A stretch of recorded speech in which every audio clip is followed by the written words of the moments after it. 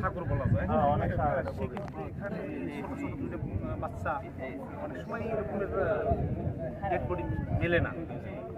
হ্যাঁ, আবার যে গর্তগুলো আমাদের কি আমরা তো একটা হ্যাঁ অনেক সময় এই যে জিও ব্যাগগুলা এগুলো তো জিও ব্যাগ এগুলো থাকে অনেক সময় থাকে অবস্থান করা থাকে, কিন্তু সেগুলো আমাদের যে ড্রাইভার অনেক চেষ্টা করছে বিভিন্ন ভাবে আমাদের আমরা মনে করি এর থেকে প্রথম কার কাছ থেকে শুনি না এ যেদিকে বলছে আমি এদিকে বলছি এরপরে আমাদের কারো কথা শুনি না এ একজন বলবে এই জায়গায় এইসব কোনো দরকার নেই। মুরব্বী একজন মানছে সবাই তাদের সেসব পরামর্শ কি এটা একটু দিয়ে দেন সবাই। আমরা আমাদের পক্ষ থেকে পরামর্শ এটা আসলে আমরা তো মর্মাহত এখন আপনাদের জন্য একটু মাইকিং করা লাগবে নদী পথে একটু যারা জেলেরা থাকে এদেরকেও একটু আর নাম্বার দিয়ে দেবেন যে ভাসমান পাওয়া গেলে এই নাম্বারে যোগাযোগ করবেন, এইভাবে একটু মাইকিং করবেন।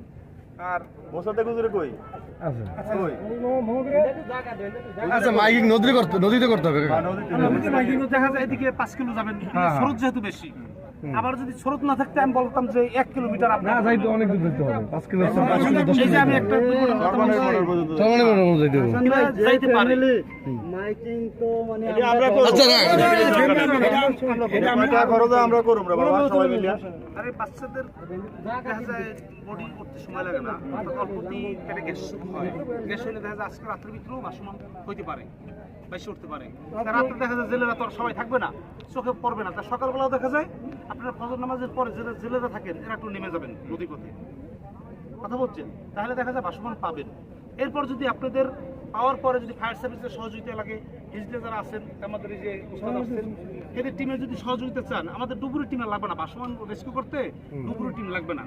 আপনি যারা আছেন আমাদের যে ল্যান্ড স্টেশনের তাদের সহযোগিতা চাইলে তারা এসে বডি ব্যাক করে দিয়ে যাবে। এত লোক আগে থেকে